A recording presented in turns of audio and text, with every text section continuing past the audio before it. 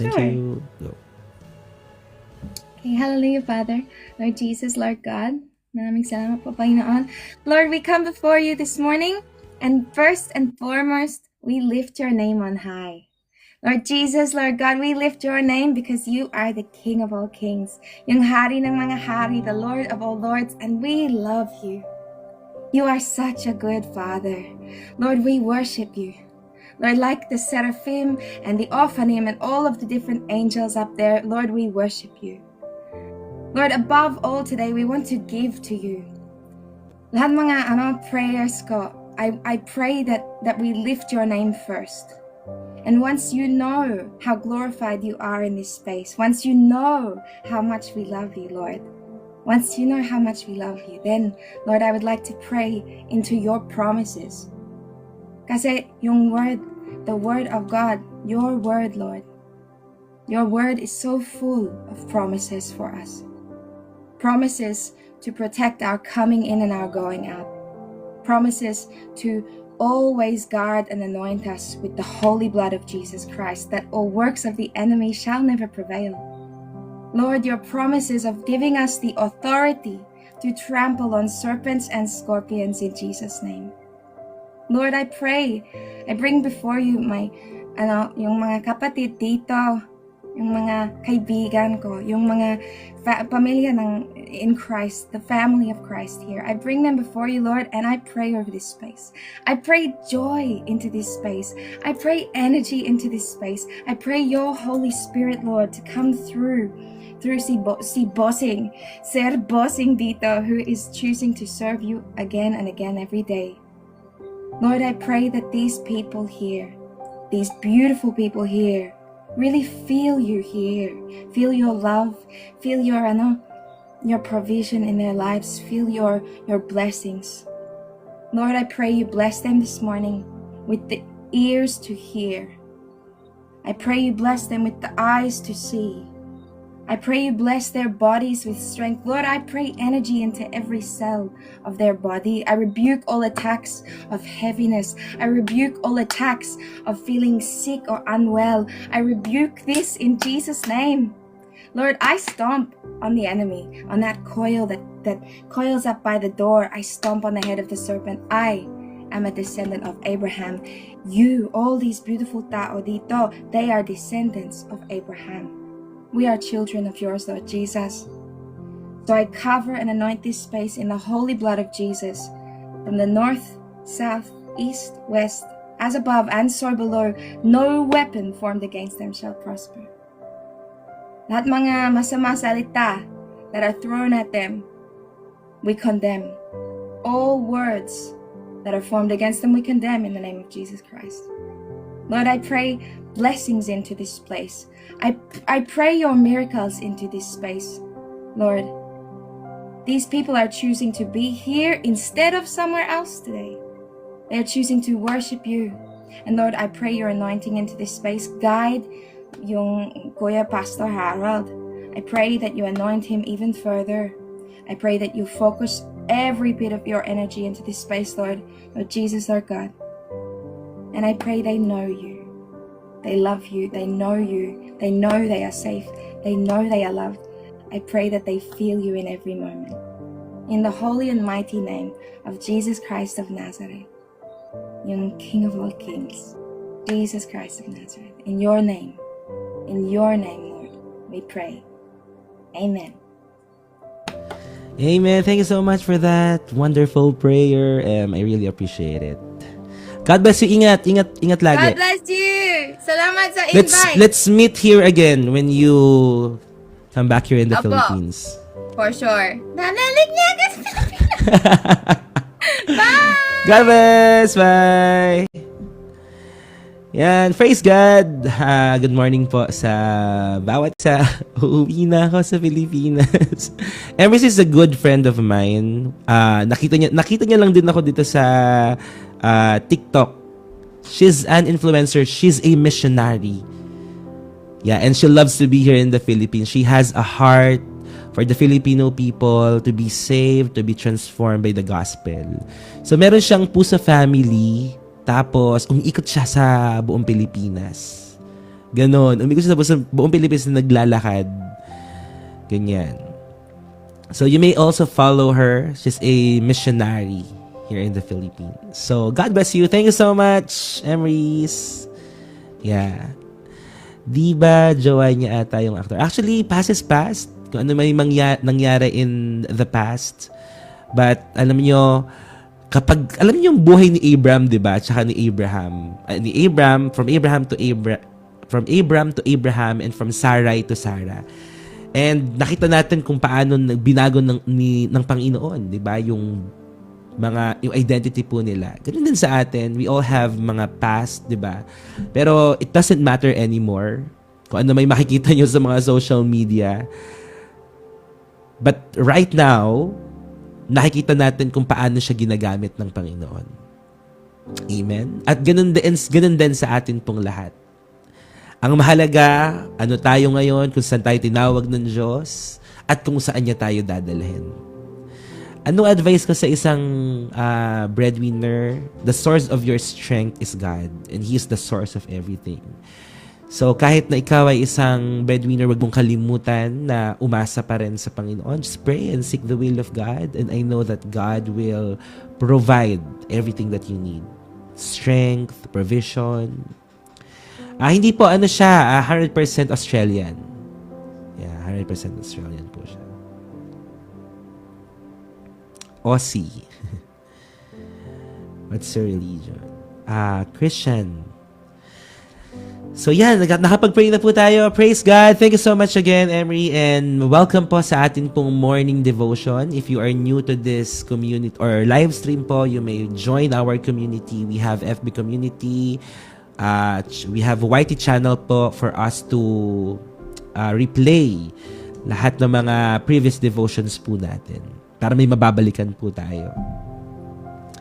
Okay, so mga kapatid, mga kung sino mga gusto, mga nasa fan club siguro. Yung mga nasa super fan club, pwede ko kayong i-guest. Sino yung mga nandito? Kahit nandyan lang kayo. Kailangan ko lang. Pwede mag-request kayo. Thank you, Maria. God bless you po. Nandyan ba yung mga natin? Ate CL, request kayo kahit nandyan lang kayo sa gilid. Kailangan ko lang ng mga ng mga guest sa multi-guest panel. Yan, lahat naman nasa super fan club. Hello, God bless you, Miley. Hello. Sabi ni Miley, sir, ano gagawin ko? Nasa pag-iisip ko na po ang letter S na word. Nanghihina na ako. So marami yan dito. God bless you, Miley. Nood ka lang. And I pray na bigyan ka ng Lord ng bagong pag-asa at kaliwanagan sa puso't isipan mo ngayon. God bless you. Nood ka lang dito, Miley, ha? We are praying for you. Can we just pray for Miley? Lord, in the name of Jesus, I pray, patuloy mong bigyan ng kapayapaan, kaliwanagan, Panginoon, si Miley. Ngayon po, ang dami niyang iniisip, mga kabigatan. Sa pangalan ng aming Panginoong Jesus, I rebuke that spirit, Lord, in Jesus' name. I rebuke that spirit, Lord. Hallelujah.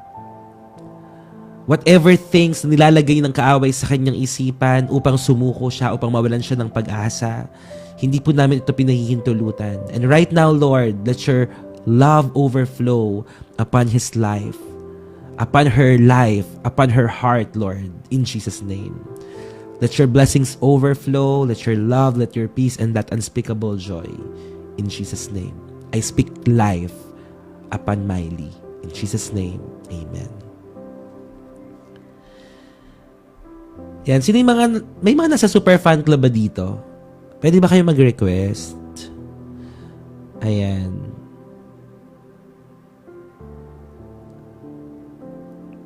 Ayan, ito, Ate CL, kahit sa ka lang, kahit dyan lang sa gilid. Sino pa ba? Wala pa sila yun, no?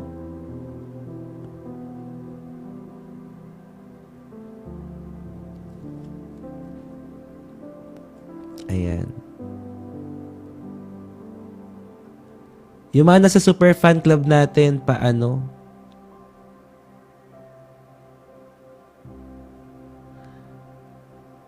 Kailangan ko ng multi-guest. Good morning po. Good morning. God bless you all. Ayan. Hi, Ate CL.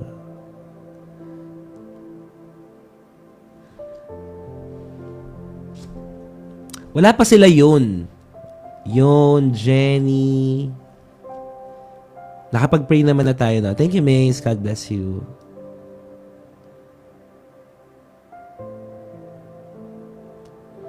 Yung mga mission partners natin, baka may gusto umakyat. God bless you. Sino to? Maria. Kamusta po? Nasaan po kayo ngayon?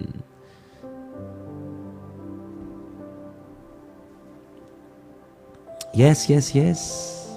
Blessed birthday, Bratty Rose. Ikaw ba yung nasa GC kanina? God bless. Magpapaakyat tayo. Paakyat tayo, teka.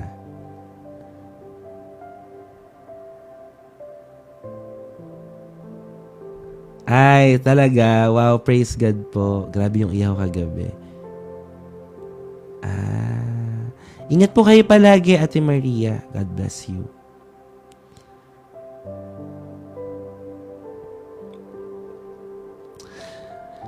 Yan, sa mga moderators na lang, mag-ano rin ako. Sa lahat ng mga gustong umakyat, kaso tahimik lang dyan lang sa gilid. Okay?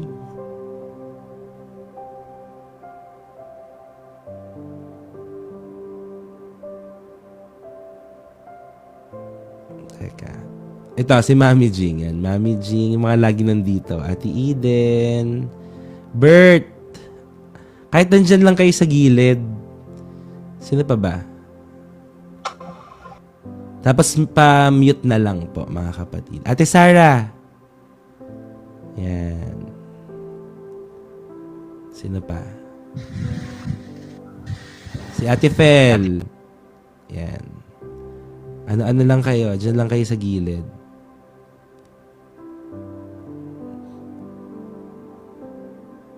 Okay. Accept. Tama ba yung ginagawa ko? Ang tawag dito is multi-guest, di ba?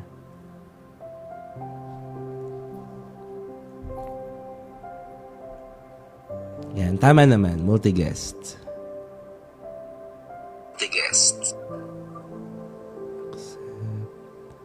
Paano na lang mga kapatid tawag dito? Pa-mute.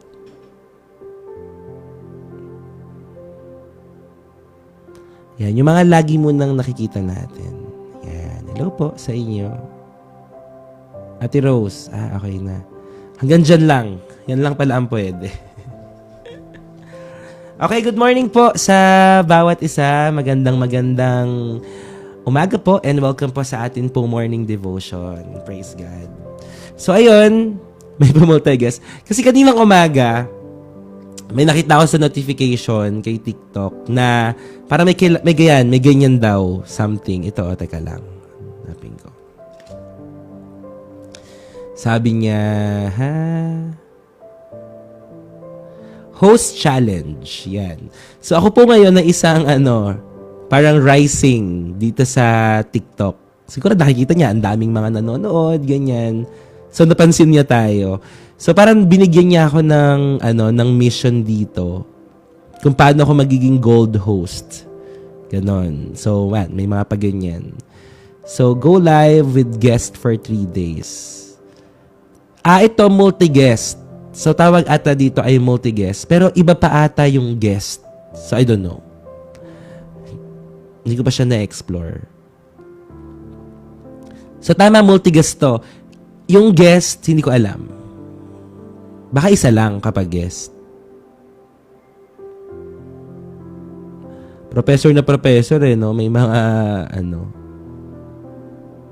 Sige, mamaya try natin yon. Hanapin ko yon yung guest. Hindi ko alam eh. So at least meron din ako mga listeners na nakikita ko. Yan. Siguro yung iba sa susunod naman, di ba?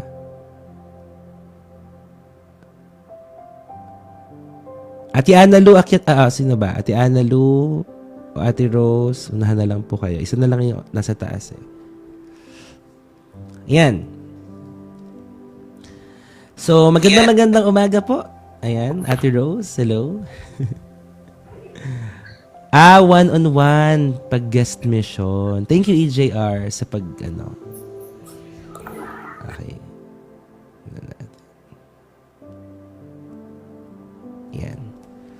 Okay, praise God. Are we all excited now to study Genesis chapter 18? Yan. So, Genesis chapter 18. So, please make sure that you have your Bible po, di ba, for reference nyo, di ba?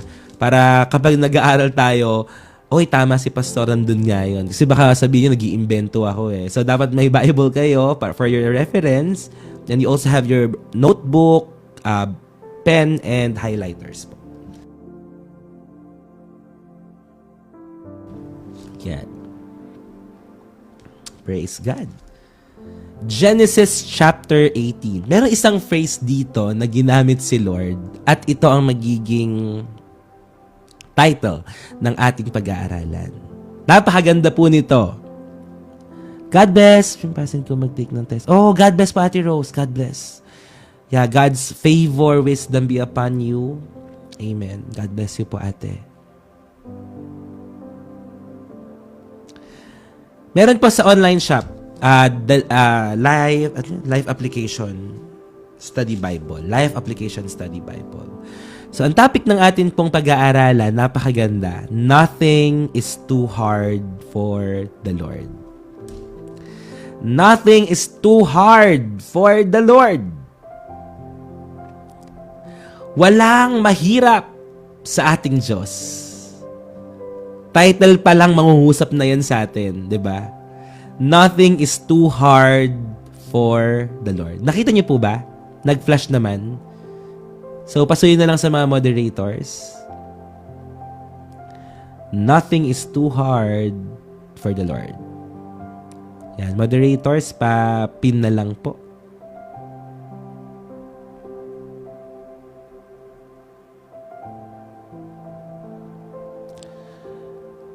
Baka hindi pwedeng mag-pin kapag nandito sa taas. Tama ba?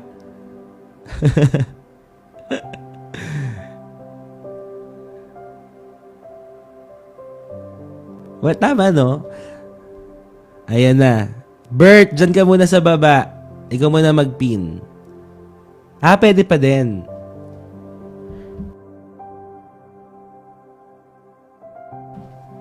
Sige nga po, try. Yeah, nothing is too hard for the Lord. Papin po niyan. O, hindi makapin pag nasa taas ata. Ayan, kaya sige. Bawal mag-pin kapag naka-multi-guest. So, babagalan ko na lang. Sige, paki-note na lang po. Okay? Pasensya na. Okay lang? Nothing is too hard for the Lord. Hindi kasi ako naka-PC ngayon eh. Ayun, nakikita nyo naman po. Ayan, may mga nag-chat. Sa lahat ng mga keyboard warriors, kailangan ko po kayo ngayon. Sa lahat ng mga sasabihin ko, mabilis na pag-chat tapos comment. Yan. So, nothing is too hard for the Lord. Genesis chapter 18, verses 1 to 33. So, kung ang Genesis chapter 17 po kagabi na pinag-aralan po natin ay nagtapos sa isang promise na na-confirm, ni-renew. Ngayon naman pong Genesis chapter 18, it begins with a promise question. Isang pangako na maaaring nagtanong. Okay? May tanong doon sa promise na yon. And for some of us, may mga ganyan din tayo, di ba? May mga katanungan tayo na mangyayari ba? May mga pagdududa tayo. So, during this time in Genesis chapter 18, ito na yung ang Panginoon ay nangako ulit. Okay, nagpakita uli siya kila Abraham. So, makikita natin dito that God comes near, not in thunder or fire, but in fellowship. Okay, nakipagkita ang Panginoon, lumapit siya in fellowship kila Abraham. Ang Genesis chapter 18 po ay nagpapakita that God is not only a covenant maker, but He is a God who visits, listens, and reveals His heart. Ang Diyos natin ay bumibisita, nakikinig, at nire-reveal niya ang kanyang puso sa mga tao. Yan po ang pangyayari dito sa Genesis chapter 18. At ito po ay naglalaman, ang Genesis chapter 18 po ay naglalaman ng dalawang major scenes. Una po, when God visits Abraham and reaffirms the promise of a son. There's reaffirmation again. At yung pangalawa po, God reveals His plan concerning Sodom, which is mamayang gabi natin pag-aaralan about Sodom and Gomorrah. So God reveals His plan for Sodom, inviting Abraham into intercessory prayer. Kaya sa lahat ng mga intercessors natin, you know what I'm talking about. Alam natin ang foundation, alam natin ang role and responsibility natin as an intercessor. At dito po, no, nakita natin kung paano nag-intercede si Abraham for Sodom. And this chapter po teaches us that intimacy with God leads to revelation and revelation. Intimacy with God leads to revelation, and revelation invites responsibility. So yan po, dyan iinog, dyan po tayo iikot sa mga pag-aaralan po natin. And I am ready to become your professor once again. And I hope lahat po kayo mga students natin ngayon ay makinig, magbulay-bulay, matuto. Amen po. Yeah, good morning. Good morning po.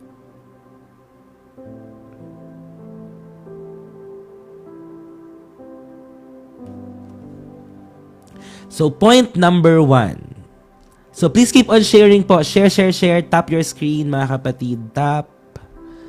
Repost. And add this live to your story. First point, God visits those who make room for Him. Yan. God visits those who make room for Him. Who make room for Him. Okay, so makikita natin yan sa Genesis chapter 18 verses 1 to 2. Genesis 18 verses 1 to 2. Anong sabi doon? Yan, God visits those who make room for Him. Sabi sa Genesis 18 verses 1 to 2, the Lord appeared again to Abraham near the oak grove belonging to Mamre. One day, Abraham was sitting at the entrance to his tent during the hottest part of the day. He looked up and noticed 3 men standing nearby. When he saw them, he ran to meet them and welcomed them, bowing low to the ground. So, Genesis 18 verses 1 to 2.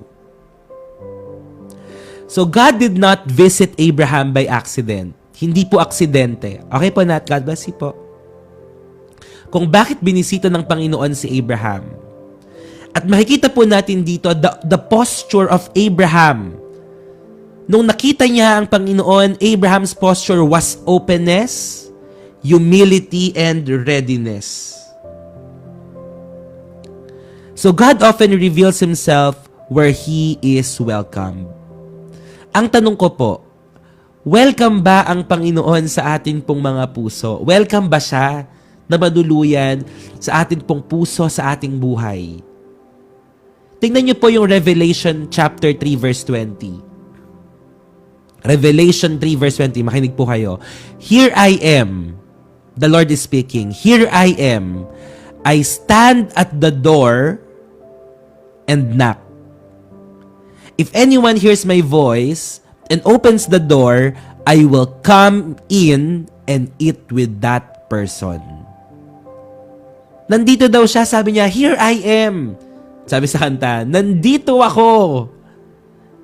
Parang ganyan ng Lord eh. Nasa labas siya ng pintuan ng ating mga puso. He stand there and knock. Kumakatok siya sa pintuan ng ating mga puso.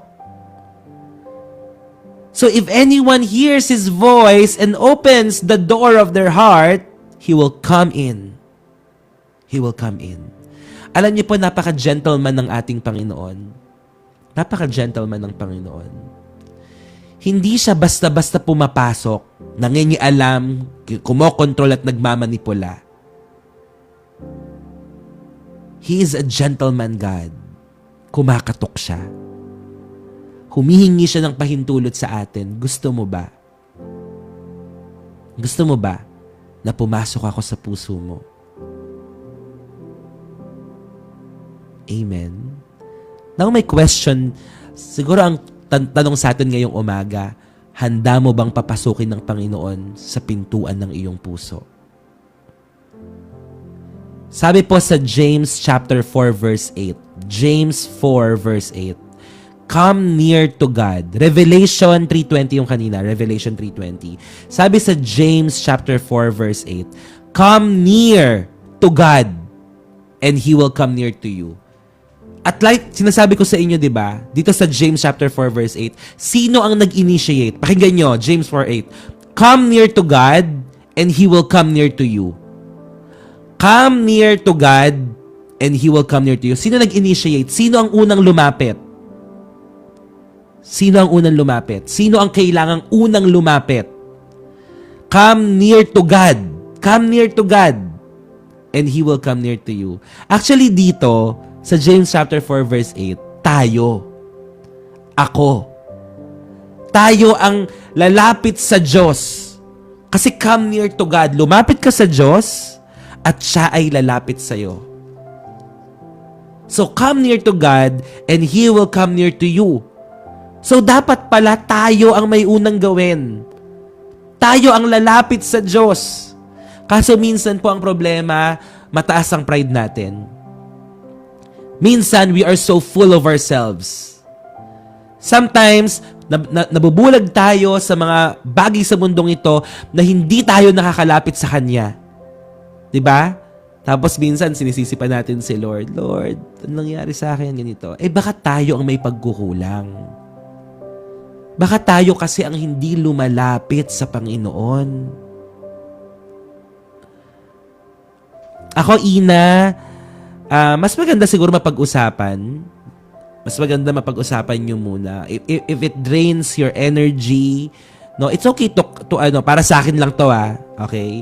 It's okay to put limitation and set boundaries, pero not to the point na hindi mo siya papansin. Kasi nasa loob kayo ng isang church Nasa loob kayo ng isang church. So siguro be casual.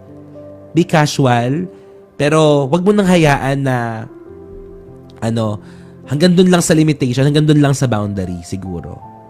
And be casual pag nasa loob ng church. Yun lang. At syempre, forgiveness. Alam nyo, napanood ko sa isang interview sa Tony Talks na ang forgiveness daw pala is not a one-time thing. Ang pagpapatawad ay hindi sinabi mong pinatawad mo na siya, okay na. Ang pagpapatawad daw ay every time na naaalala mo yung ginawa niya ng tao na yon. And you will keep on forgiving that person. Bakit? Kasi ang kaaway po, palagi niyang ipapaalala sa iyo yung nagawa ng tao na iyon. Palagi.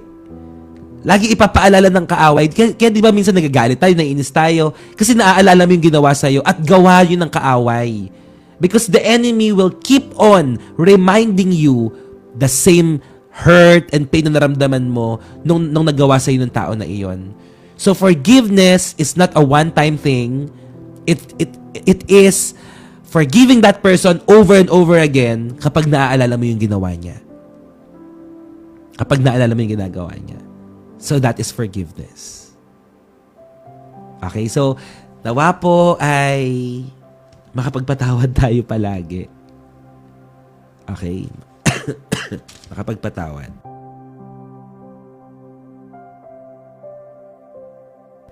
Amen. God bless you, Jane. Pray ka lang. Pray lagi sa Lord. Magpatugtog ka ng mga worship songs. And I pray for you na whatever spirit of the enemy that distracts you in your sleep, be gone and be canceled, be paralyzed in Jesus' name. Amen. So, bakit? Ni-reveal ng Panginoon ang kanyang sarili kay Abraham? Because the posture of Abraham was openness. Bukas ang kanyang puso. The posture of his heart was humility, nagpakumbaba siya, and readiness. How ready are you to welcome the presence of God? Gaano ka kahanda? Di ba kapag may bisita po tayo, anong ginagawa natin kapag may bisita tayo? Grabe yung paghahanda natin, naglilinis tayo, nilalabas natin yung mga mamahaling mga porselanang spoon and fork, yung mga walang basag na mga baso at mga plato. Di ba ganyan? Pinaghahandaan po natin. Paano pa ang Diyos? Paano pa ang Diyos? Di ba? Kung ang presidente ay bibisita sa bahay mo, anong gagawin mo? Maghahanda ka. Siyempre, presidente yun. Nakakataas-taasang tao. Paano ang Diyos kapag bibisita sa'yo? Kahapon, right after ko na mag-devotion, tapos after ko nang mag-reply sa mga message and all, naglinis ako dito sa bahay na inuupahan ko. Ang linis talaga. Alam mo, ang sarap sa pakiramdam kapag ang linis. Kaya ang tagal ko kahapon eh. Habang nakikinig ako ng mga Tony Talks ganyan, ng mga magagandang interview, mga Christian.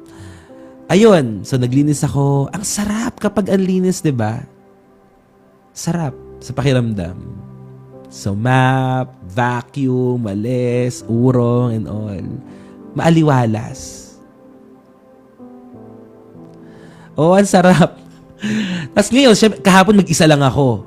As in, mag-isa lang ako kahapon. So, alam mo yun, I have the time na ma-spend ko kay Lord. At lahat ng ginagawa ko, kasi whatever you do do it all for the glory of God. So kahit maglinis ka, magluto ka, mag-urong ka, lahat ng ginagawa mo, do it all for the glory of God. Do it all. Diba? Lahat ng gawin mo para sa karangalan ng Panginoon. Wow, si Servant of God naglaba kahapon. Diba? So sa lahat ng mga team bahay dyan, God bless po. God bless you. Nakakatawa naman. Thank you so much po, Ate Jazz. God bless. Ayan, yung mga naglilinis ngayon habang nanonood. Amen. Mamaya, siguro, konting linis pa ulit.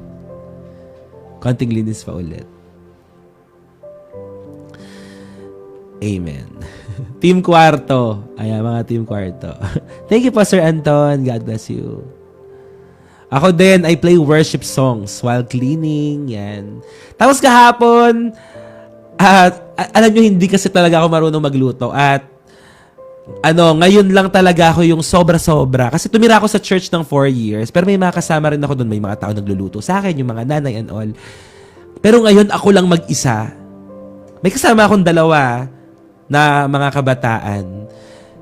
Pero, grabe, kapag nagluluto ako, tumatawag ako sa nanay ko, magka-video call kami kahapon. Tapos nagpatulong ako sa kanya magpaluto ng mustasang, binurong mustasa. Ayun, so first time ko nakapagluto ng burong mustasa. Madali lang pala yun no? Gisa-gisa lang pala yun. Tapos nung nakaraan, first time ko ring magluto ng bagoong. Ganun lang din pala magluto ng bagoong. Parang dati, ganun lang pala yun. Oo, maraming recipe, di ba? Sa YT ako nanonood. So, yun. Ang galing kasi, thank you, Lord. Natututo po ako. Talagang alam ng Panginoon na siguro talagang tinetrain niya ako, hinahasa niya ako, at pinaprepare niya ako. Galing. Ba't ba tayo napunta dyan sa usaping pagkain? So, talagang kapag may mga bisita ka, i-welcome mo talaga sila. Paghahandaan mo talaga. Sana ganun din po si Lord. Diba? Magiging good cook ka na. Thank you. Pagluluto kita, Mami Jing, dyan sa Sikihor, ha? So, sana pag si Lord, paghandaan din natin. Ano yung paghahandaan natin? Ang puso natin. Siyempre, we make way and we make room for God to move. Hindi kayang kumilos ng Diyos sa isang vessel na marumi at sa isang vessel na puno. So siguro ang pinakamagandang gawin, linisin natin yung puso natin. Linisin natin yung buhay natin. Maglagay tayo ng space, ng room kay Lord kung saan siya doon mananatili at mananahan. At ang puso po natin yon, mga kapatid. Sabihin natin, Lord, manahan ka dito. Sapagkat ang ating pong mga katawan, our body is the temple of the Holy Spirit. Kaya lagi ko ding paalala sa inyo, di ba? Ingatan nyo ang inyong mga sarili. Alagaan nyo rin yung mga sarili nyo. Di ba? Magandang paalala rin yun sa ating lahat. Magandang paalala po iyon. Kung ikaw ay masyado na nagtatrabaho, workaholic, hanap buhay ka ng hanap buhay, dapat may time ka rin na mag-relax. Diba? Kasi ang katawan natin ay templo ng banal na spirito. Tama, nakakahiya namang patuloyin si Lord sa puso natin kung, diba? Mga kapatid.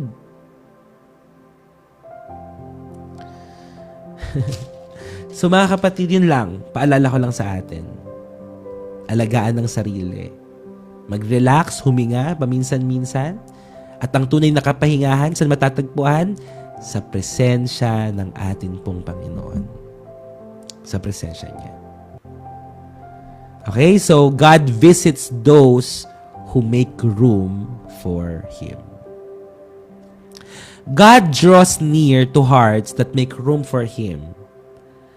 Sulat niyo po to. Intimacy with God requires attentiveness.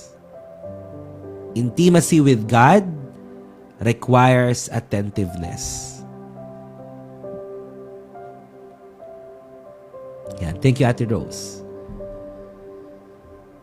If you want to be intimate with God,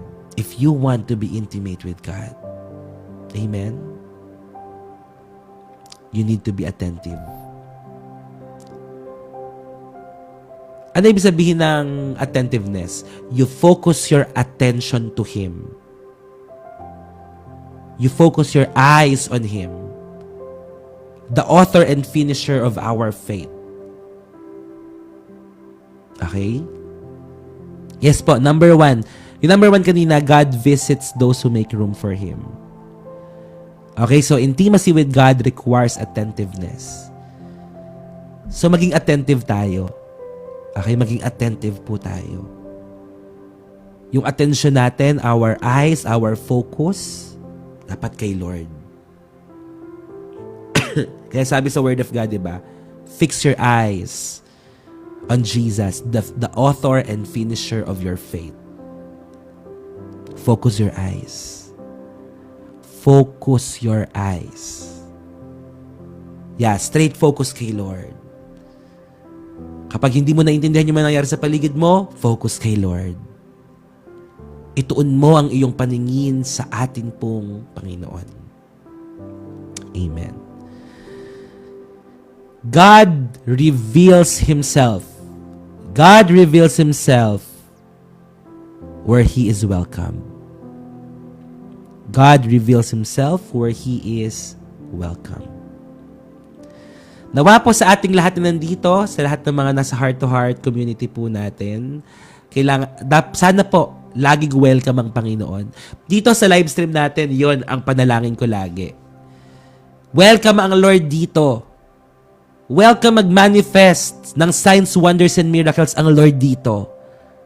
Dito sa live stream natin, amen, welcome ang Holy Spirit to move, to do miracles. God is welcome. And we want to be a good usher of His presence. Gusto natin maging mabuti po tayo na tagapagdala ng presensya ng Panginoon. And every day, that is my prayer, Lord, let your continuous divine visitation, hallelujah, nandito sa live stream na ito. Para lahat ng mga tao makapakikinig. Kasi iba po ang pakiramdam. Alam mo yon, nararamdaman ng mga tao ang puso ng kung saan sila nakikinig, kung kanino sila nakikinig. Hello po, good morning po Ate Jen. God bless you. Di ba nararamdaman ng mga tao yon? At sa dinami-dami ng mga preachers, sa totoo lang, hindi na natin kailangan ng mga magagaling na mga preachers eh. Ang kailangan natin ngayon, sa panahon natin ngayon, yung mga magagaling sumunod sa Panginoon. Yung mga galing sumunod. Kasi kahit magaling ka magsalita, kahit magaling ka mag-preach, pero kung hindi naman nakikita sa buhay mo, kung hindi mo naman nililive out yung tinuturo mo, sayang lang din. Ang kailangan po natin ngayon, mga lingkod ng Diyos na totohanang sumusunod. Tama, ina-apply. Yun natututunan po nila. There's a lot of good preachers, there's a lot of motivational speakers nowadays. But the question is, are we living out what we are preaching? 'Di ba sabi nga nila, practice what you preach. Walk the talk. Kung anong sinasabi mo, yon ang ipamuhay mo. Wow! Praise God po, Ate Jen. Parang prayer lang natin yan kahapon. Amen. God bless you po, Ate Jen. Praise God po. Wow. Full house again. God bless po. God bless seasons 2. In Jesus' name. More favor, blessings, breakthroughs from God. Amen. In Jesus' name. Hallelujah. Praise God. Diba? Ang galing-galing ng Panginoon. Nothing is too hard for the Lord talaga. Kaya napakaganda ng topic natin ngayon. Title pa lang Nothing is too hard for the Lord. But again, kailangan po ay welcome ang Panginoon sa atin pong mga puso. Sabihin nga natin, welcome Holy Spirit in my life.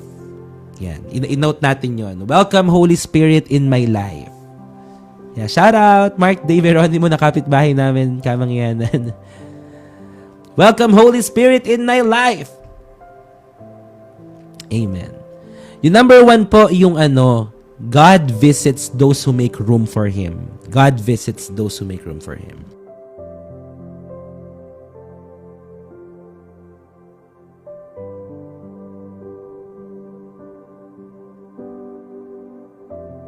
Yan. Praise God. So number 2, second point. Bago pala tayo mag-second point, basahin ko lang tong Hebrews chapter 13 verse 2. Hebrews chapter 13 verse 2. Anong sabi sa Hebrews 13 verse 2? Do not forget to show hospitality to strangers.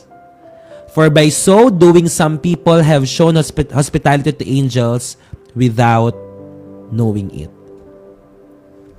So, basahin ko tong insight sa Bible about dyan. So, Abraham was eager to show hospitality to these 3 visitors, as was Lot. In Abraham's day, nung panahon daw ni Abraham, people's reputations were largely connected to their hospitality. The sharing of home and food. So, konektado ang reputasyon ng isang tao kung gaano sila ka-hospitable sa kanilang mga bisita.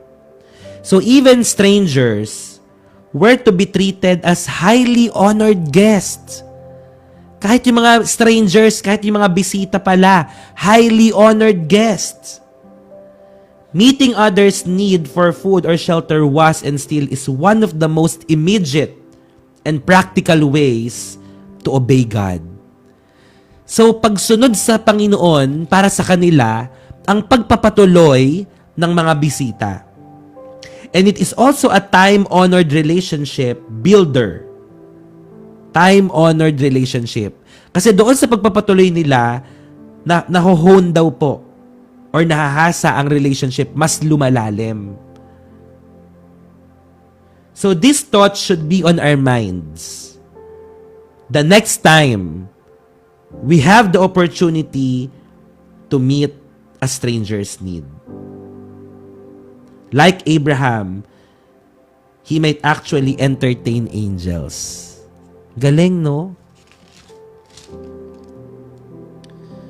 So the next time na makakita tayo ng oportunidad na tumulong, gawin po natin. Malay nyo, anghel pala yung tinutulungan natin, tagapagdala pala ng pagpapala sa ating mga buhay. So this thought should be in our minds, on our minds, the next time we have the opportunity to meet a stranger's need. Kaya tama itong sinasabi sa Hebrews 13 verse 2, do not forget to show hospitality to strangers. For by so doing, some people have shown hospitality to angels without knowing it. Hindi mo alam na yung tinutulungan mo pala, anghel na ng Diyos. Tingnan nyo, Hebrews 13 verse 2. For by so doing, some people have shown hospitality to angels without knowing it. Baka marami ng angel na dumaan sa'yo, hindi mo pa tinulungan. Kaya sa susunod pag may nakita kang taong nangangailangan and you have that conviction in your heart, do it. Tumulong ka. Parang kahapon lang, share ko lang. Kahapon, meron dito sa live na nag-comment, ganyan, na may pangangailangan. Tapos, meron ding isa, hindi ko napapangalanan. Merong isa din na nag-chat sa akin. Sabi niya, Pas, may nag-chat, ganito, kilala mo ba, bla bla bla bla. Oo po, kilala ko. Hanggang sa nagkausap sila. And then, yun, kaninang umaga, nag-chat sa akin yung babae. Sabi niya, praise God, na may nag-bless ka daw sa kanya and all. Diba? God is so good. And I love that in our community. No, I love that in our community that we have this generous heart to bless other people na nangangailangan. Tunay na nangangailangan. Okay? Kasi ako sa church before, sabi ko sa kanila, para hindi matapos ang cycle of blessing sa atin, ganito gawin natin. Kapag may natanggap kang pagpapala, humanap ka rin ng isang tao na pagpapalain mo. Nang sa gayon, hindi matatapos yung cycle. So, if you receive a blessing today, humanap ka rin ng tao na ibe-bless mo. Humanap ka rin ng tao na ibe-bless mo.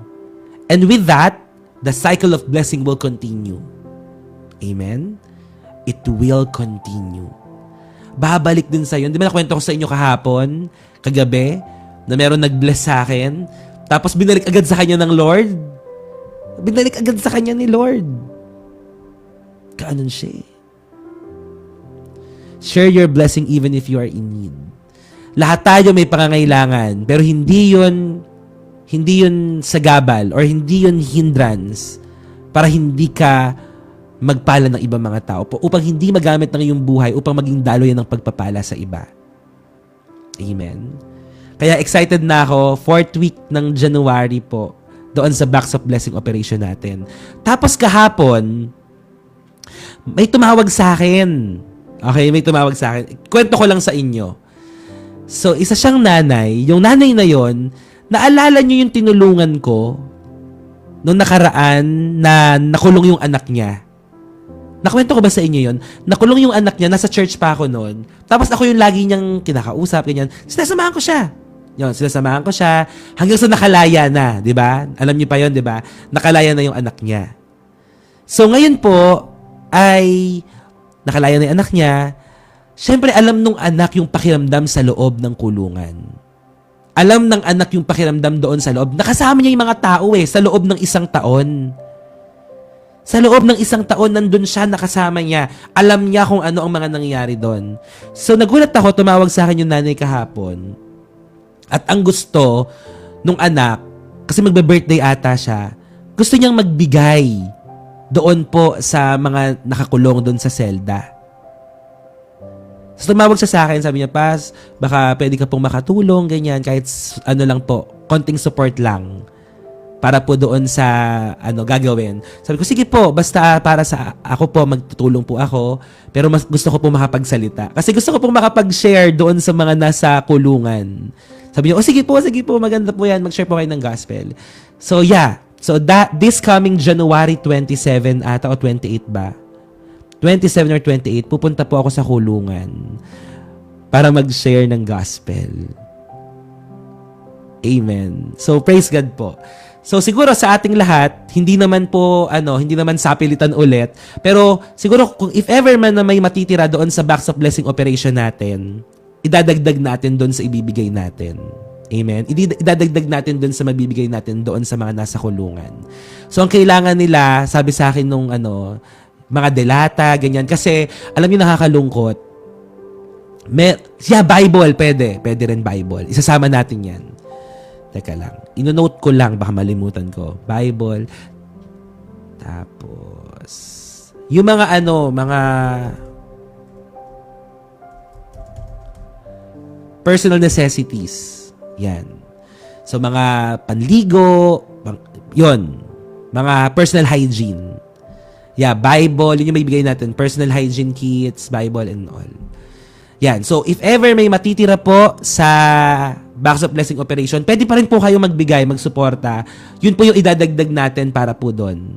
January 27 po yun. Kaya, alam niyo yun, ang galing ng Lord kasi talagang itong mission natin, grabe, ang dami nating naaabot. Ang dami nating naaabot. Sa maliit na amount na ibibigay at binibigay at tinutulong po natin, hundreds of people ang naaabot po natin. Hundreds of people. Nakakakilala sa Lord, nababago buhay. Kaya ang ginagawa natin, it's a very noble act of service to God. Kasi hindi lahat gumagawa nito. Siguro yung iba, okay na silang nasa loob ng church na naglilingkod, pero iba yung ginagawa.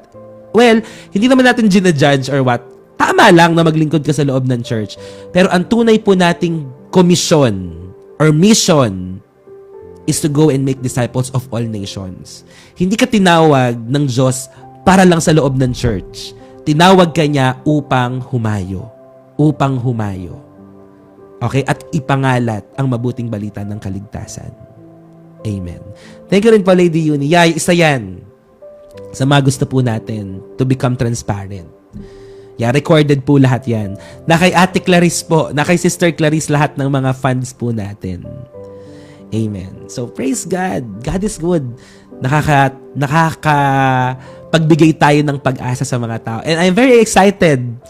Ilalive ko yon kapag nag-preach na ako sa kulungan. January 27 or 28. For God's glory. Excited ba kayo doon? Parang kasama na rin kayo doon kasi katulong kayo eh. Amen? Katulong kayo doon. January 27 po yun. This, last week po ng January din ate. Last week ng January. Yung Box of Blessing. Wow. Amen. Yan po, yan yung mga mission natin ngayon. Amen. Yan yung mga mission po natin ngayon. Extended na talaga tayo. Amen. Amen. Amen and amen. Salamat po. So, please keep on praying for me. Sama niyo po ako lagi sa panalangin niyo. Sa lahat ng mga bagay na ginagawa po natin. Kasi, ginagawa natin to all for the love of God. Di ba, Ate Jen? Thank you, Ate Jen. All for the love of God. Yun lang. Wala tayong ibang gusto kundi mabigyan ng mataas na karangalan ng Diyos. Sa lahat ng bagay. Praise God. Number 2. Meron pa sa Taiwan. After nun, Taiwan naman. Thank you po, Ate Jen. So, right after nun, Jail Ministry, Box of Blessing Operation, Taiwan Mission Trip. Grabe, no? Saan kaya tayo dadali ni Lord yan? Magpapatianod lang. Sobrang busy. Kasi full-time na talaga ako dito eh. I mean, alam mo yon, this is my ministry. This is my life. You are all part of it. Ayan, sila Kai. Waiting na kami sa Taiwan. Sa June, February 18, Kai. Kita tayo niyan. Opo, same Cash G. Lahat ng mga mission fund, i-send nyo po doon sa kay Ate Clarice. Yan, para hindi po tayo nalilito. Basta lahat ng mission fund, mga mission partners, recorded naman yon. So, binabawas ko na lang po yon. Kung ano yun nandun sa fund na ni Ate Clarice, dun lang po siya. Yan. Kahit tanungin niyo po siya, hindi ako nag-withdraw sa kanya, okay? Hindi ako pengi ako ng ganito. Lahat ng mga fund, ilagay niyo po doon. Okay? Lahat ng mga tulong, suporta. Doon sa cash po ni Ate Clarice. Physical devotion, di ba? Face-to-face devotion. Let's go. Sa Taiwan. Tapos i-live natin, no? Sana makahanap tayo ng isang lugar dyan na pwedeng para magkita-kita lang tayo. Tapos, makipag-share lang sa mga taong nandyan. Amen po. Thank you, Ju. God bless po. God bless. Salamat sa lahat ng suporta nyo talaga.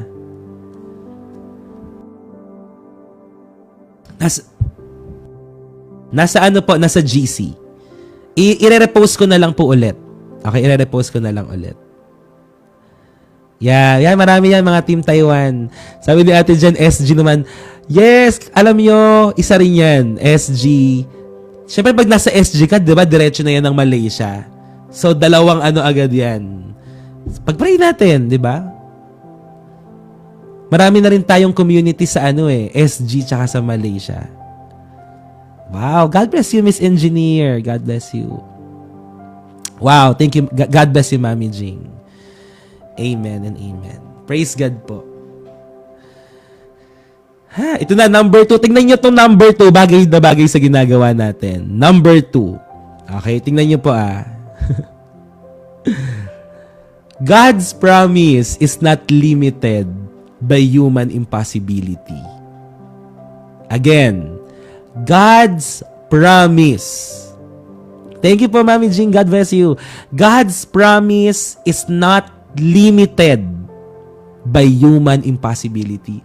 Alam nyo dati, it seems impossible.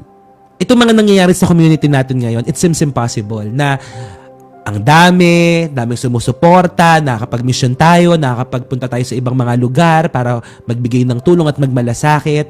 It seems impossible. But God's promise is not limited by human impossibility. Grabe, no? God exceeds our expectations. God exceeds our expectations. Napakagaling ng Panginoon. Napakahusay niya. Paulit-ulit ko pong sasabihin sa inyo yon. Yung nangyari sa buhay ko, na hindi ko alam kung saan ako dadalhin ng Panginoon. Hindi ko alam kung anong mangyayari sa akin dito sa pinili ko na pagiging isang digital missionary. Wala akong alam sa ginagawa ko. Wala akong alam dito. As in, very limited. Walang nag-guide sa akin. As in, walang nag-guide. Walang nangangamusta sa akin. Walang tumutulong sa akin na, dapat ganito gawin mo, dapat ganyan, etc. Ipag-pray mo. Wala. Si Lord lang. Kaya nung napunta ako dito sa digital missionary, I felt alone. Sobra. I felt alone. As in. Pero ngayon pinapakita sa akin ng Panginoon na ito, nandyan kayo. Nandyan ang community. Diba? Kahit hindi tayo magkakasama na personal, grabe yung support, pagmamahal, tiwala na pinapakita nyo at pinaparamdam nyo po. As in. Kaya, sabi ko, Lord, talagang dito mo ako dinala. Yeah, it is your design, Lord, na makilala tong mga taong to. Kasi kung wala kayo, kung hindi to nangyari, nasan kaya ako ngayon, di ba? Parang ganon. Pero alam ko naman na may pagdadalhan ng Diyos sa ating lahat. Kaya, anumang mga barriers, limitations, impossibilities na naiisip natin, God is above and God is beyond those limitations po. So yun, I'm very excited talaga. The Lord is very kind because He has clarified all my thoughts. Wow! God bless you, Mackenzie. Amen. Amen. Kaya nandito ako ngayon talaga. Yeah, placed by God, not by accident. Alam mo pa Ate Eden yung mga previous devotions placed by God, not by accident. So ngayon, I want to serve God faithfully. I want to serve God excellently with all the best I can. I will do whatever it takes. And gusto ko lang mabigay kay Lord ang lahat ng karangalan. Kahit di ko talaga alam yung ginagawa ko. I mean, I know my purpose. But here, as a digital missionary, it's all new to me. Sobrang bago lahat ng mga ito. Pero wala akong pagsisisi kasi alam ko nakasama natin ng Panginoon. Wow. God bless you, Jen. God bless you. Yes. And our attitude determines our altitude. Nasabi ko na ba sa inyo yun before? Our attitude determines our altitude. Kasi kahit may paglagyan ka, kahit may paglagyan ng Lord sa iyo, kung hindi tama ang attitude mo, mawawala ka doon. Mahalaga ang tamang attitude, right attitude.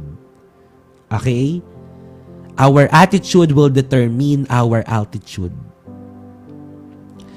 Wow, God bless you, Jello. Welcome na welcome kayo dito. Ha? Nasa GC na ba kayo? Amen. So, yun, tamang attitude lang, mga kapatid. Okay? Tamang attitude lang. Para nandoon ka sa tamang lugar na pagdadalhan ka ng Panginoon. So, God's promise is not limited by human impossibility. Ito na. Dito na papasok yung title natin. Genesis chapter 18, 12 to 14. Sabi dito. Okay, sabi dito. Sabi ni Lord, sa 10 muna, sa 10. Then one of them said, I will return to you about this time next year, and your wife Sarah will have a son. Sarah was listening to this conversation from the tent. Verse 11.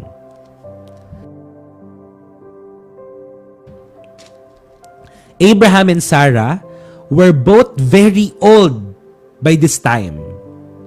And Sarah was long past the age of having children. Kumbaga parang nalipasan na itong si Sarah. Sa palagay niya, nalipasan na siya. So she laughed. Tumawa rin siya silently to herself and said, how could a worn-out woman like me enjoy such pleasure? Sabi niya, especially when my master, my husband, is also so old. Then the Lord said to Abraham, why did Sarah laugh?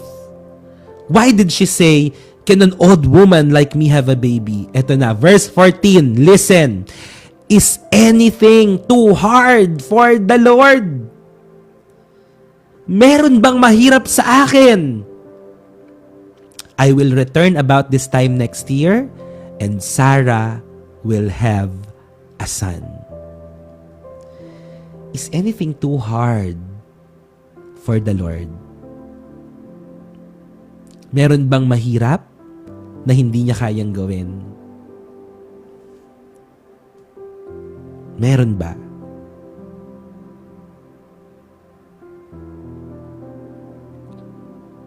Is anything too hard for the Lord?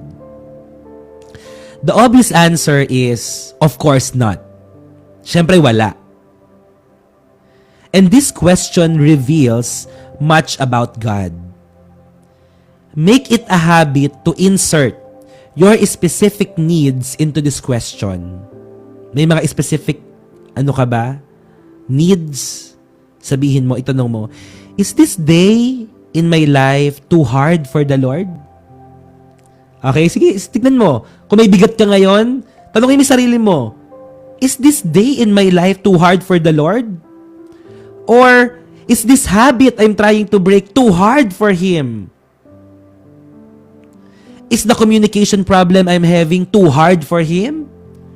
Asking the questions, asking the question this way reminds you that God is personally involved in your life and nudges you to ask for His power to help you. Ganun lang itanong mo sa sarili mo. Is anything too hard for the Lord? Ito bang pinagdadaanan ko ngayon? Mahirap ba to para sa Diyos? Ito iniisip ko ngayon, mahirap ba to sa Diyos? Itong sitwasyon ko ngayon, mahirap ba to sa Diyos? Again, the obvious answer, of course not. Of course not. Walang mahirap na hindi kayang gawin ng Panginoon. Kaya sa lahat ng sitwasyon mo ngayon, kapatid, merong kayang gawin ng Panginoon. walang mahirap. Walang hindi niya kayang gawin. Lahat posible sa mga taong nananalig at nananampalataya sa Kanya. Nothing is too hard for Him to do. What an amazing God we serve. Is anything too hard for the Lord? Walang mahirap sa Diyos. Busog na tayo, dun pa lang sa katotohanan na yun. Walang mahirap sa Diyos. He make all things possible. At tingnan niyo po sabi sa Jeremiah 32 verse 27. Jeremiah 32 verse 27. I am the Lord, the God of all mankind. Is anything too hard for me? Pinakilala ng Diyos ang kanyang sarili, I am the Lord. Talagang pinapakilala muna ng Diyos ang kanyang sarili, no? Laging ganun po eh. Hello, Pati. Hello, Tess. God bless you. Siya ay Diyos at walang mahirap sa Kanya. Matthew 19 verse 26. Matthew 19 verse 26. With man, this is impossible. But with God, all things are possible. Matthew 19:26. Kaya kanyang pagpalain ngayon. Kaya niyang i-provide lahat ng pangangailangan mo ngayon. Kaya niyang gumamit ng tao, ng maraming mga tao, to bless you, to provide for your needs. Kaya niya magpadala ng mga anghel para pagpalain ka. Remember Elijah? Nung time na gusto niya nang mawala sa mundo, sabi niya, Lord, take away my life. Take away my life. Nagpadala ang Diyos ng isang uwak para magbigay ng piece of cake sa kanya. Lahat kaya niyang gamitin, lahat kaya niyang ipadala, kaya niyang gawin ang lahat ng bagay para ipadala sa iyo ang pagpapalang kailangan mo ngayon. Para ibigay ang kalakasang kailangan mo ngayon, upang ibigay ang kapayapaang kailangan mo ngayon. Nandiyan ang Diyos, walang mahirap sa Kanya, lahat ay kaya niyang gawin para sa iyo. In Jesus' name. Lahat. Kaya niyang gumamit ng tao, kahit ng hayop nga nagamit niya ang uwak di ba? Paano pa kaya tayong lahat? Mga anak niya, tinawag niya, pinili niya. Kaya niyang gumawa ng paraan. Ano man ang hirap na pinagdadaanan mo ngayon, tingnan mo ang gagawin ng Diyos. You will witness with your own naked eyes how God will do amazing and miraculous things in your life. In Jesus' name. Hindi mo lang basta matatanaw, makikita mo at mararanasan mo. Amen. Sarah laughed. Tumawa siya from weariness, not rebellion. Si Sarah, hindi siya natawa dahil nagre-rebelde siya. Natawa siya siguro dahil napagod siya, kakahintay. Napagod siya kakahintay. But still, he did not withdraw the promise. Di ba minsan tayo, pinangakuan mo tapos may ginawa sa yung tao, di mo na ibibigay. Di ba? Di mo na ibibigay. But he still reaffirmed it. God's power is not hindered by human doubt. Lagay niyo po yun. God's power is not hindered by human doubt. Hindi na e-expire ang pangako ng Diyos. Walang expiration date ang pangako ng Diyos.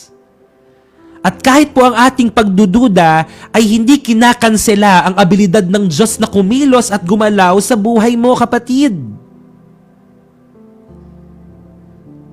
Amen. So trust God beyond natural limitations. Trust God.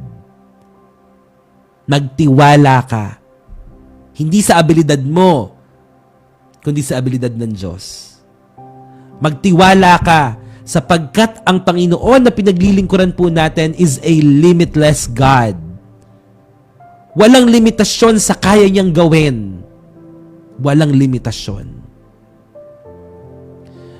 So what seems impossible to us is ordinary to God. Grabe! What seems impossible to us is ordinary to God. Ordinaryo lang yan sa Panginoon. Kayang-kaya niyang gawin eh. No? Sino dito yung nararanasan yung lumalakas siya pag nakikinig siya ng Word of God? Yung parang gustong-gusto mo ng alam mo yun, mabuhay. Wait.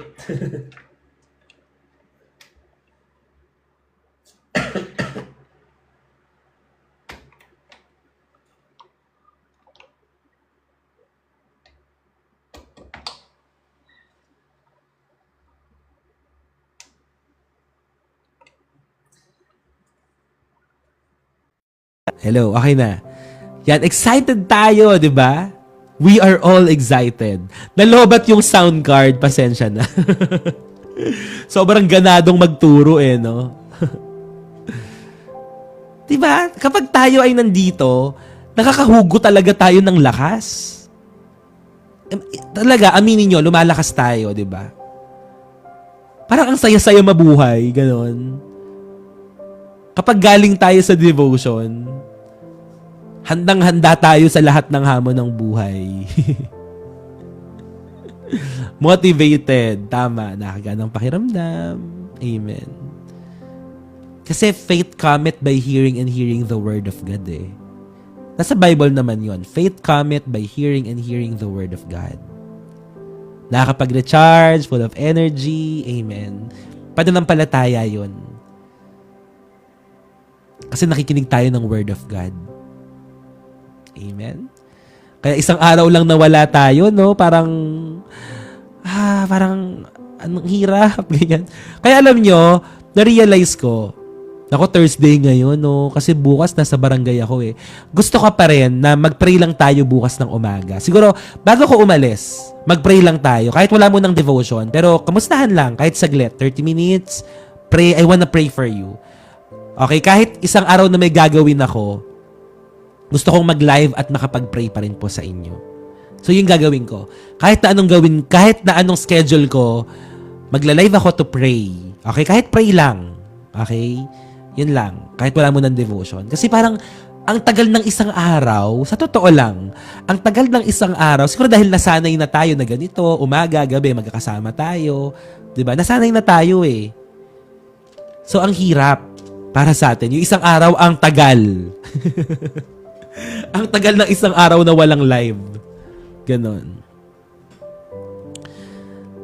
Yeah, hanap-hanap na. So, yan po. What seems impossible to us is ordinary to God. Ordinary to God. Isama mo din kami sa duty mo. Gusto mag-live ako sa barangay namin. Wow, God bless you, Jex. Yeah, welcome ka dito. Oh, welcome na welcome lahat dito. Okay, welcome na welcome. Pwede kayo mag-join. Isang araw parang isang linggo wala. My favorite Bible verse, Romans chapter 8 verse 28. Di naman halata. Kahit nasa na devotional journal ko siya. Romans 8:28. Yan. Kung walang divo, pas. Hindi mo ang araw pag walang divo. Pastor, di mo ako na-approve sa... Ay, oo nga, Ate Maria. I-chat po kita. Chat kita after po nito. Kasi naglinis ako kahapon eh. Oy, God bless you. God bless you, Mackenzie. Amen. Alam mo, meron na rin dito na mga na-approve talaga yung mga visa nila. Nasa Europe na sila talaga. As in, nagsimula sila dito sa devotion natin. Nagpa-pray, ganyan. Hanggang sa nakalipad na. So, God bless you, Mackenzie. God bless you. praying for God's favor, God's perfect time. And Psalm 37 verse 4, as you delight yourself to Him, He will grant the deepest desires of your heart. God bless you. Sige po, mag-chat lang kayo sa akin kapag gusto niyo po mag-join, ha? Chat kayo sa akin. Or chat nyo rin yung mga tao dito. Alam na nila yan kung paano. And point number 3 and the last, point number 3.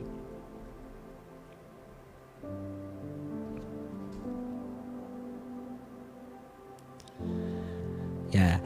Mga kapatid, follow nyo ako sa IG. Kailangan ko pa ng 40 plus IG para mag-1,000 tayo.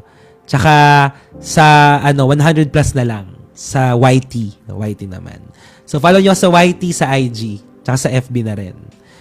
So point number 3, God invites His friends into intercession.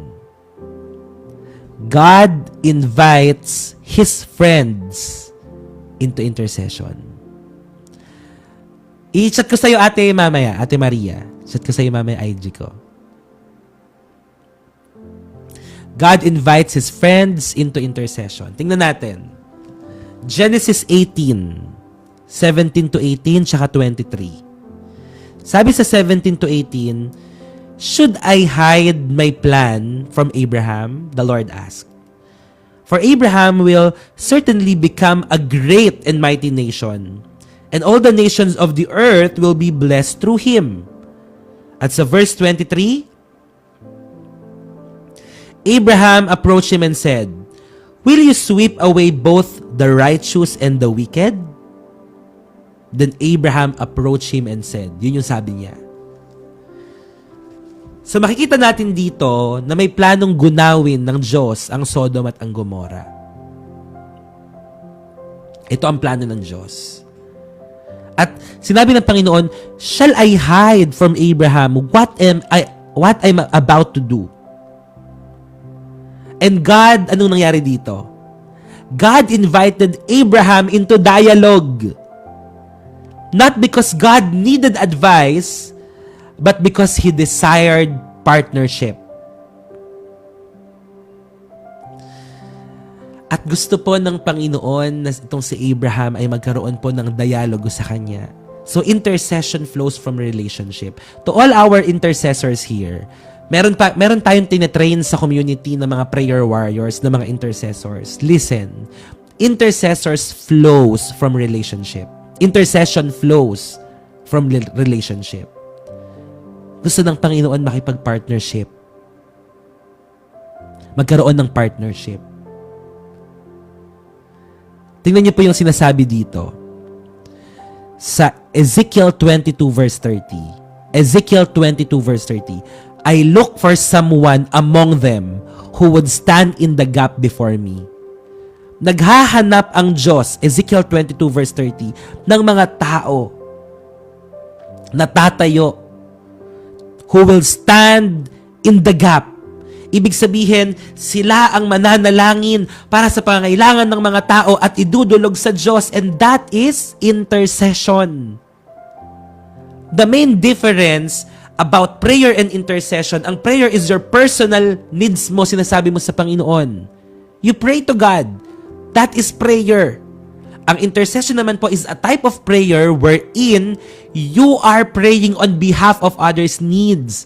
So, ibig sabihin, dinadala mo ang panalangin ng mga taong ito sa Panginoon. That is intercession. You are praying for others. And the Lord is looking for those people. Nagkaroon po dito, in-invite ng Panginoon ng kanyang kaibigan upang manalangin, upang mag-intercede. Upang mag-intercede. Itong si Abraham. At sabi sa James chapter 5 verse 6, James chapter 5 verse 6, the prayer of a righteous man availeth much. O sa ibang salin, the prayer of a righteous person is powerful and effective. And the prayer of Abraham here. Wow, di ba Mami Jing? Kahapon may pinagawa ako sa mga intercessors. Kamusta? May mga nag-message ba sa inyo? May mga nag-DM ba sa inyo? May mga nag-PM ba sa inyo na gustong magpa-pray? Ayan, kay Mami Jing meron daw. You pray. Ipag-pray natin yung mga tao na yan. We are intercessors. Okay? Sa lahat ng mga tinatrain natin dito to become intercessors, mga prayer warriors. It's such a calling po. It's a calling. Si Abraham, naging intercessor siya dito for Sodom and Gomorrah.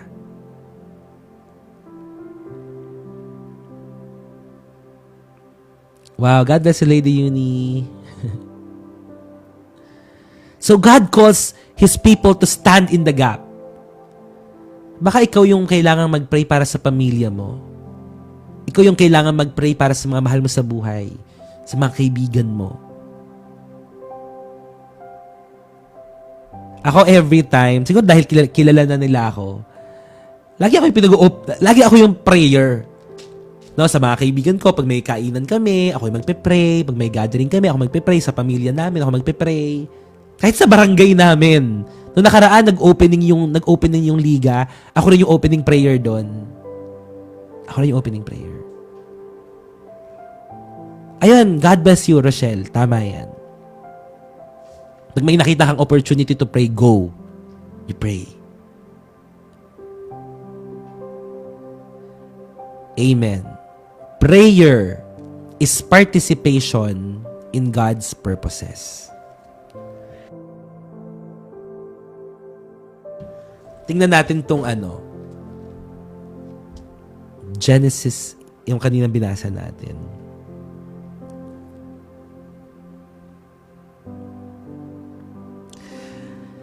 So God gave the people of Sodom a fair test. He was not ignorant of the city's wicked practices. May mga wicked practices kasi. Kung nagtatanong kayo, bakit kailangang gunawin ng Sodom? Kasi hindi ignorante ang Diyos. Nakikita niya ang lahat. May mga wicked practices doon. But in His fairness and patience, He gave its people one last chance to repent. God is still waiting po. Giving people the opportunity to turn to Him. Those who are wise will turn to Him before His patience wears out.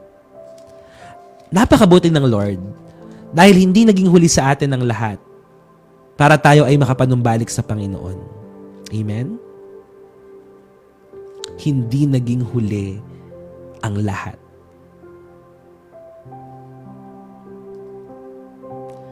So why did God let Abraham question His justice and intercede for a wicked city? Bakit nga ba? Abraham knew that God must punish sin. Alam ni Abraham na may kaparusahan ang kasalanan. But he also knew from experience that God is merciful to sinners. Alam ni Abraham, ang Diyos is a just God. Alam niya na ang kabayaran ng kasalanan ay kapahamakan po. May punishment. Pero alam din niya na ang Diyos ay mahabagin. God knew there were not 10 righteous people in the city, but He was merciful enough to allow Abraham to intercede. He was also merciful enough to help Lot, Abraham's nephew, get out of Sodom before it was destroyed. God does not take pleasure in destroying the wicked, but He must punish sin.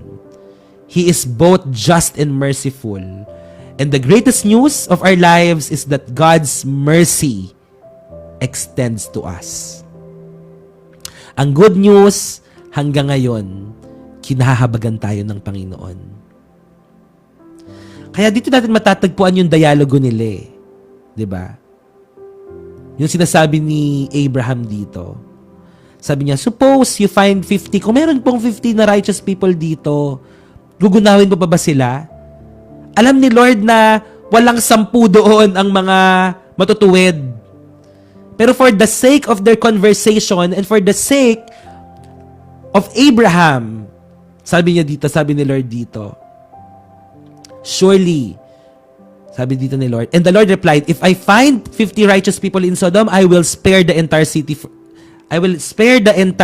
for their sake. 50. Kaso walang 50. Tuloy-tuloy yun. Sabi ni Abraham, suppose there are only 40. Lord, kung 40, gugunawin mo pa ba? Sabi ni Lord, I will not destroy kapag nakakita ako ng 40 na righteous na people. Sabi ni Abraham, 45 nung una. 45, naging 40, naging 30. Alam mo na nakikipag-bargain? Grabe si Abraham, no? Napaka-honest niya sa harapan ng Lord. Lord, paano kung 30? Gugunawin mo pa ba yung Sodom? And the Lord replied, I will not destroy if I find 30. And Abraham, sabi niya, since I have dared to speak to the Lord, let me continue. Suppose there are only 20. And the Lord replied, I will not destroy for the sake of 20. And finally, Abraham said, Lord, huwag po kayo magalit sa akin. Paano po kung 10 na lang? And the Lord replied, then I will not destroy for the sake of the 10. Alam ng Lord na walang 10 ang righteous sa lugar po na iyon. But I commend Father Abraham. I commend him. Grabe siya. Yung pakikipag-dialogue niya. Dito napapakita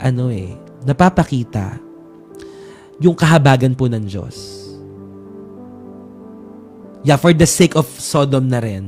Ganun ka merciful si Lord, na kahit sobrang dumi, sobrang makasalanan ng lugar na yon, may habag pa rin ng Diyos. Parang, for the very last time, okay, I want you guys to repent.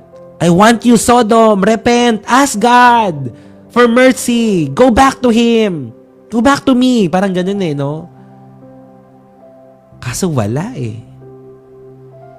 Alam niyo, naniniwala ako na hindi matatapos ang buhay natin na hindi natin naranasan ng kahabagan ng Diyos. Hindi tayo mamamatay sa mundo na hindi tayo nakarinig or hindi natin naranasan ng habag at biyaya ng Diyos.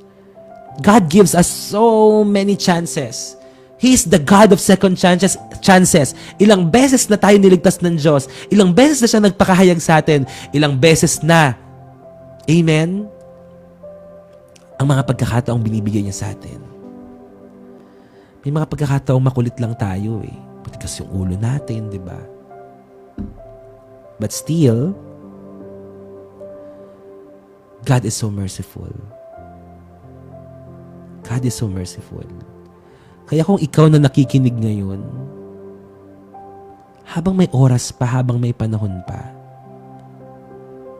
panumbalik ka na sa Diyos. Huwag mo nang hintayin, nagunawin pa ng... Alam mo yun? Kasi nagunawin na yung Sodom bago mangyari lahat ng... bago to mangyari, di ba?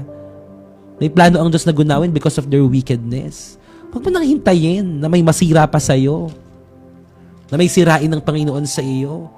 Hindi para i-destroy ka, para turuan ka, para disiplinahin ka. Amen? So ngayon pa lang, sabihin mo, Lord, babalik na po ako. Ayoko na po, Lord, na sundin ang sarili ko. This time, I want to follow you. This time, I surrender everything to you. So last, those who walk with God are invited to pray for others. To all our intercessors, palakpakan nga natin ng Lord sa buhay ng mga intercessors. Alam niyo po, napakalaki at napakahalaga ng role na ginagampanan ng mga intercessors natin. In this community, there are people who are praying.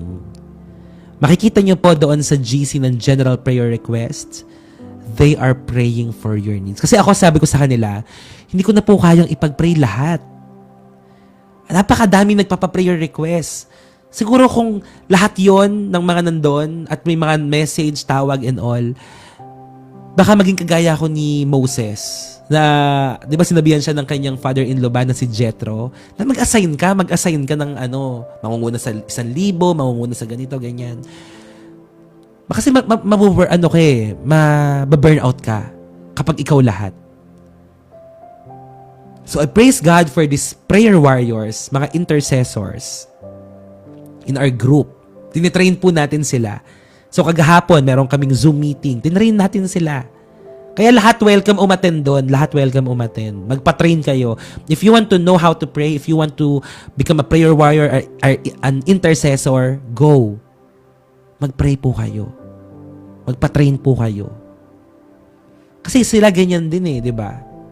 At ngayon ginagamit sila ng Lord because that is their calling.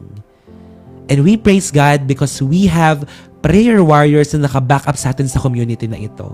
Because without prayer, our community will collapse. It will fail. Walang patutunguhan tong community natin because the backbone of every organization of church or kahit na anong community yan, ang backbone ay prayer. Mahalaga. Babagsak tayo kung walang panalangin. Kaya, thank you and God bless sa lahat ng mga intercessors natin. Magpatuloy lang po kayo. Huwag po kayo magsawang manalangin. Okay? Sige po, join lang kayo doon sa GC ng intercessors para maka-join po kayo. Tapos, meron kaming weekly, once a week po, na intercessors training. Naka-week 3 na kami kahapon. Week 4 na next week. So, God bless sa lahat ng mga intercessors dito sa ating community. God bless you. Those who walk with God are invited to pray for others. Amen. For our conclusion po,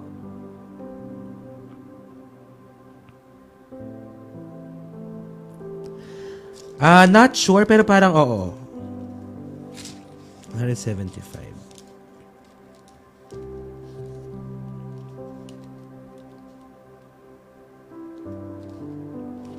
Yun natin.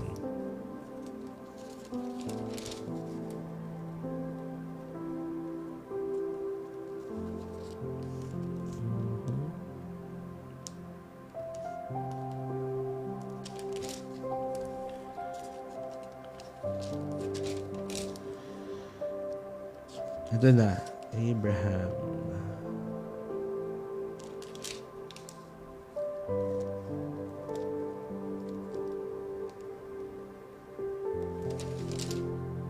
$175 years. Tama, 175 years. Sa Genesis 25 verse 7, makikita doon.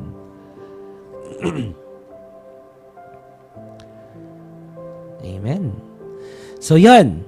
For our conclusion, Genesis chapter 18, ito ang mga tinuro sa atin ngayon pong araw na ito. Number 1, God visits those who make room. God visits those who make room. God visits those who make room. Pangalawa po, God's promises are never limited by impossibility. God's promises are never limited by impossibility. Again, God's promises are never limited by impossibility. And number 3, God invites His friends into intercession. God invites His friends into intercession. God visits those who make room. God's promises are never limited by impossibility. And God invites His friends into intercession. Si Abraham po, winelcome niya si Lord. Si Sarah, natawa siya. But Abraham prayed. And God remained faithful. So bilang pagtatapos po ngayong araw, tingnan po natin ito.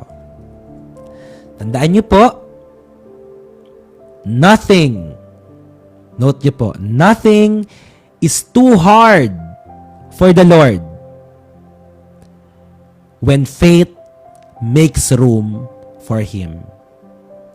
Nothing is too hard for the Lord when faith makes room for Him.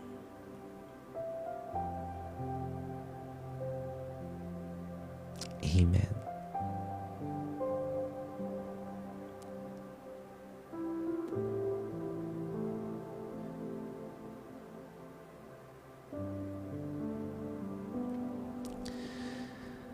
Yes, nothing is too hard for the Lord when faith makes room for Him. Wala talaga imposible. Walang hindi kayang mangyari kapag ang pananampalataya mo ay ibinigay mo sa Panginoon.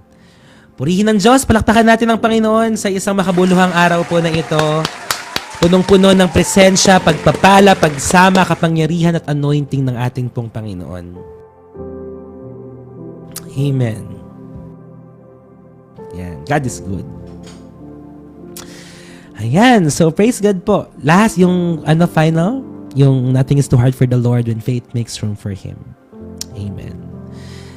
God is so good. Praise God po. Alam ko na nabusog po tayo ng salita ng Diyos ngayong araw po na ito. Amen. Maraming salamat po for joining. Grabe, malapit na tayo mga lahati. Kasi hanggang 50 tong Genesis eh. So mamaya, Genesis 19. Ito na yung destruction ng Sodom and Gomorrah. 19. Excited ako. Sana panalangin ko po, talagang magdire-diretso to hanggang matapos natin hanggang Revelation, no? Ang sarap siguro ng pakiramdam natin kapag natapos natin yung Bible talaga, yung per chapter, na hindi mo lang siya binasa pero pinag-aralan mo siya. No? Ang sarap sa pakiramdam noon. Na, ay talaga. Tuloy-tuloy. Amen. Hanggang libo-libo na yung makasama natin dito. Yeah, mga kapatid, lahat ng mga wala pa sa fan club, join us, mga kapatid. Yan, para may fan club badge po kayo. Oo nga, para nasa Superbook, no? Maraming salamat po. Yan. God is good. And please don't forget to subscribe sa atin pong YT channel para mabalikan nyo yung mga previous devotions. And you may also follow me on FB, on IG, sa lahat ng mga social media platforms. Kailangan ko pa po ng 50 plus or less than 50 pala sa IG para makapagawa tayo ng broadcast channel. Para siyang group chat sa IG. Kasi meron ding mga active sa IG eh. At para kailangan natin ng 10,000 followers sa FB para makagawa rin tayo ng FB channel. Parang broadcast channel din sa FB. So 10,000 sa FB, 1,000 sa IG, 1,000 sa atin pong YT channel. So same name, Harold Nicolas Cruz. Yun lang naman lahat. Yung Nicolas po ay hindi ko second name. That is my middle name. Yeah. May pangalan talaga is Harold lang. Yan po. So maraming salamat. Thank you so much. Pray muna po tayo bago tayo maghiwa-hiwalay ngayong araw po na ito. Praise God. Hallelujah. Dakilang Diyos, maraming salamat po sa napag-aralan po namin. Nothing is too hard for you, Lord. Walang mahirap sa iyo, Panginoon. Salamat po sa katotohanan pong ito na tumaas talaga yung level of our faith today, Lord. Nang marinig po namin ng iyong mga salita. Thank you, Lord, for not just motivating and encouraging us, but thank you, Lord, for always correcting us. Thank you, Lord, for teaching us, Lord, lahat ng mga dapat namin at kailangan po naming matutunan sa bawat araw. Dalangin ko po na sa bawat kabanata na aming pag-aaralan, patuloy kaming lumalim sa iyo, makilala ka namin ng higit pa, Panginoon, sa pangalan ni Jesus. And for today, salamat po. Binibigyan po namin kayo ng spasyo sa aming mga puso. Kayo po ang mailuklok, Panginoon, sa upuan ng aming mga puso. Welcome, Lord. Welcome, Holy Spirit. Take full control of our lives. And thank you, Lord, dahil hindi po limitado ang iyong kakayanan. Kaming mga tao, limitado kami. But Lord, you are the God who can do miracles. Who can turn impossibilities to possibilities, Lord. In Jesus' name. At hayaan mo rin, Panginoon, na ngayong araw na ito maging intercessor po kami, maipanalangin po namin, makita namin ang pangangailangan ng iba at maidulog namin sila sa inyo. Salamat, Lord, sa umagang ito, sa buong araw na ito, as I stretch out my hands, pagpalain mo at i-release mo ang iyong mayamang pagpapala sa buhay ng mga taong ito. Let your blessing, Lord, overflow upon our lives, even sa amin pong mga pamilya. Let your face shine upon us, Lord. Be gracious and be merciful to us, Lord. I pray for that benediction prayer. In their coming and in their going, you will bless us in Jesus' name. You will provide all the things that we need in Jesus' name. You will heal our sicknesses and diseases in Jesus' name. And you will give us peace and joy in Jesus' name. Maraming salamat, Panginoon. Tinitiwala ko po sa iyo ang lahat-lahat. Maghari ka ngayong araw na ito. We declare that Jesus is Lord over our lives. Jesus is Lord over our families. Lahat ng gagawin po namin, pinagkakatiwala namin sa inyo. Lord, yung operation, yung Box of Blessing operation, yung Jail Ministry operation, in Jesus' name, yung approval ng Niche Music, Lord, for Bethel Concert, Lord, yung sa CSM Publishing, lahat ng ito, gagawin po namin, Panginoon. At gusto po namin, Panginoon, na makita ang iyong mga kamay na kumikilos at gumagalaw sa community po na ito. God bless all the works of our hands. God bless this heart-to-heart community. God bless all the peoples, Lord, mga viewers, followers, mission partners, intercessors. Lord, maraming salamat po. Pinagkakatiwala po namin sa iyo ang lahat-lahat. Maghari ka ngayon at magpakailanman. Sa iyo ang lahat ng papuri, and cover us tightly with your most precious powerful blood. In Jesus' name we pray. Lahat po ay magsabi ng Amen. Amen and Amen.